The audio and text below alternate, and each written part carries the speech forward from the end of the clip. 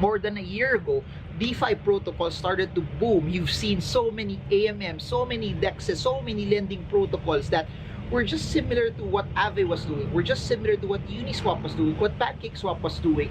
And there wasn't really anything special about it. They were doing yield farming. They were giving you staking returns. You all know what happened. A lot of those projects that copied the ones that truly had merit, the ones that had brand attached to it already, the ones that had a lot of funds, as you saw in DeFi, a lot of them didn't make it.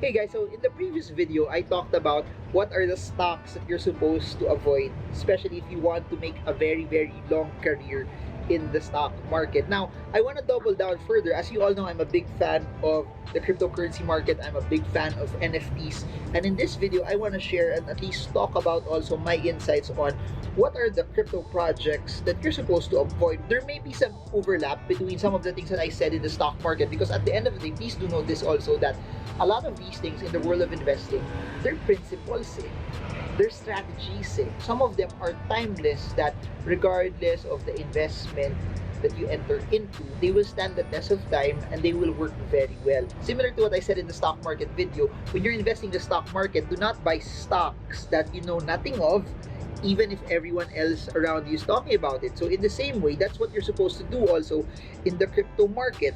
Do not buy crypto projects, do not buy tokens, do not enter into NFT projects that you know nothing about, even if everyone else around you is talking about it, even if people who you think are smarter than you are actually buying it. It's all about conviction in the crypto market, especially that in the crypto market, it's so new. There's a lot of speculation going on, unlike in the stock market where you have PE ratios, price to book ratios, you have EPS where you can analyze its growth, you have dividends and dividend yields for you to help you analyze the company more, you have a CEO, etc. In crypto projects, it's not that case all the time. So there's a lot of speculation, and it's so important that you form your own conviction when you start to come in. So crypto projects to avoid, no matter how good it is, if you know nothing about it, then you're not supposed to enter that position, you're not supposed to buy it, you're not supposed to transact. Only enter projects that you know, only enter projects that you understand, only enter projects that actually make sense to you after all of the analysis that you have done in it already. Now, that being said, in the stock market, I mentioned that look at companies that have sales, look at companies that valuations-wise are relatively cheap, look at companies that in the macro, they're actually doing well. And if you look at it also, everything's headed in the cryptocurrency market space. Everything's headed towards NFT. So this entire sector, this entire space, over the next 10, 20, 30 years, it's still something that's very, very new. Unlike some stocks, unlike some companies that they have been there for quite some time already, that some of them are relatively traditional, some of them will be massively disrupted. Now, that being said, the crypto market is at the opposite end, that it's in the cutting edge of innovation. Then one question that you need to ask yourself before coming in, so that you know what you're supposed to avoid, ask yourself this: what is this project actually doing? What is it actually changing? Is it just a token that I'm buying that the only use for it is I could swap it at a higher price later on, that I sell it at a higher price later on, and that's the only use that I have for it? So please remember this, that when Bitcoin first came out more than a decade ago, one of its biggest uses was you had the ability to swap an asset digitally at lightning fast speeds. And that being said, all 12, 13 plus thousand cryptocurrencies can do that, because at the end of the day, they're coins slash tokens riding a blockchain. All of them can transact, and you can buy and sell them digitally at lightning fast speeds. All of them, you have the ability to be able to transact quickly. If that token or that coin, all that it can do is do what Bitcoin is doing, then there's no additional edge towards it. There's nothing really special. So why would you buy something that if there's nothing really special about it, if it's doing what Bitcoin is actually doing, then why is it worth buying? What makes it different? What makes it so interesting? And please do remember this, what makes Bitcoin so special is because Bitcoin is Bitcoin in terms of branding, in terms of recall, in terms of how big it is already. Even though Bitcoin, when you put it side by side to a lot of the other cryptocurrency projects like Ethereum, Solana, Avalanche, Polygon, which have other use cases other than just being a store of value or a medium of exchange. Because Bitcoin is so decentralized, because Bitcoin has transcended in a way that it has become digital gold, it will be hard to dislodge it. Now, anyone can make a token that can say that it's a store of value. Anyone can make a token that can say you can transact with it in lightning fast speeds. But Bitcoin already has that. There has to be something that when you start to analyze it and when you start to look at it, that they have something that Bitcoin does not have. Because you always ask this question, if Bitcoin can already do it, then what is this coin or token actually doing? Because if it's not disrupting or changing anything, it's just a store of value or a medium of exchange. At the end of the day, why would people buy it when they can just buy Bitcoin? When they can just buy other L1 smart contracts that are very, very good, from Ethereum, Solana, Avalanche, Luna, Polkadot, Near Protocol, Algorand, and so much more. So there are a lot of tokens and coins that have a lot of utility other than just a store of value, other than just a medium of exchange.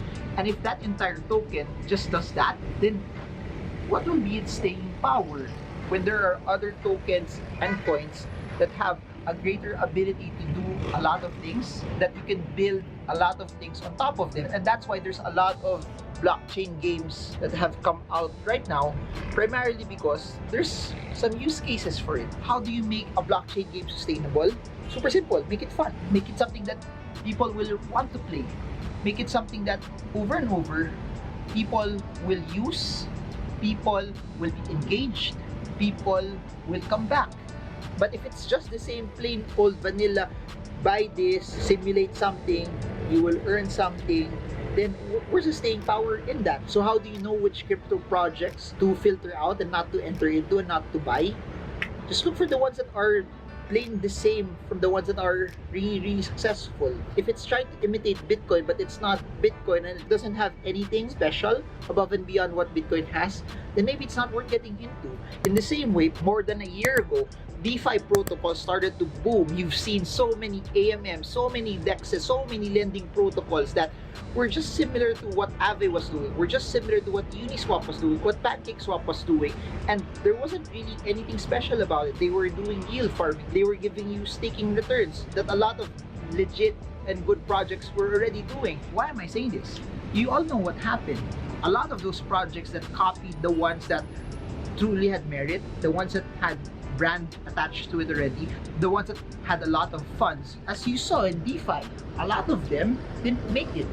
A lot of them right now, I've seen projects literally drop 99%. And as of the time I'm making this video, they really haven't gone back yet. Please do remember this, it's highly volatile in the cryptocurrency market. There's a lot of volatility, there's a lot of drops that happen. And we've seen it over and over that it's quite true. Bitcoin dropped massively, Ethereum dropped massively, Solana dropped massively, Avalanche dropped massively. But they bounced it. They didn't even hit 90% drop. They didn't even hit 99% drop. They didn't even drop by 99%. Bitcoin dropped 50%. Solana dropped 40%, 50%. Luna, almost the same fashion. But they're holding its value. And similar to what Bitcoin and Ethereum is doing, they're bouncing. But those DeFi projects, a lot of them, up until now, they haven't gone back up. How do you spot projects to avoid? If there's nothing really new about what they're doing, if it's just copycat of something that's highly successful already, that would be a template for you already that, okay, this is promising to be the same as Bitcoin, but there's nothing really special about it and it doesn't have the clout that Bitcoin has. Why would I buy it? In the same way, think about it from this perspective. One of the most successful NFTs ever is Bored Ape Yacht Club. But because of that, there's so many projects trying to make ape NFTs. Doesn't mean that they're not gonna be successful, but if they try to be an iteration or copy something that has already been done, why would people want to buy something that they can easily have access to something that's already available and special? And please do remember this, from where we are right now, the cryptocurrency market and the NFT market is so early that there's still a lot of innovation that could possibly happen. And it's so true also that when mass adoption happens, when there's more people getting into this space, there will be a large amount of people flooding either the cryptocurrency market or the NFT space, that a rising tide will lift all boats. However, it's not that you should be worried about it. Please do remember that in these asset classes, there will be times of corrections. There will be times of market volatility. And if there's one thing that's true, the good projects, over a period of time, they hold their value. They may drop, but as they drop, it hits a level where people start to buy, and it holds, and they bounce back higher. But a lot of those projects that didn't really matter, a lot of those projects that didn't have any bearing, a lot of those projects that copied the ones that are very, very good, look at them now. There's no semblance of them being anywhere. Not a lot of people are entering them, and a lot of them have dropped over 90% and have not gone back. Now, that being said, avoid projects that don't have any utility. Avoid projects that aren't really doing anything, that they're just moving up just because everyone wants to pile into it. And what happens when everyone stops to pile into it? Then you will see a massive drop. That won't happen, in my opinion, to projects that have merit. That won't happen, in my opinion, to projects that are being used. That's why I saw the value in Matic. I thought Matic was just, okay, this is just an L2 scaling solution for Ethereum, making it cheaper. But as I've started to use it in a lot of those NFT transactions, I realized that, hey, this is actually addressing something that will make it easier and cheaper for people who want to enter this space, that don't want to pay those gas fees. And I know those gas fees for people who have been in the cryptocurrency market space for quite some time, or have built a very, very good bag already. They're okay with the fees, but to those who are starting, it means a lot to them. $100 for gas fees may be painful for people who are moving their money from fiat to Ethereum. That's what I'm saying. I saw value in Matic primarily because it wasn't just something that people bought because there was a price attached to it. It was something that people bought because they needed it, because they needed to transact with it. So utility is king, brand is king. Those who are first will have a larger shot of staying. I hope you guys got a lot from this. If you have any questions, feel free to put it in the comment section down below. And if you want to learn more about stocks, bonds, REITs, NFTs, and the crypto market, I have a live Zoom course happening this March. Join us.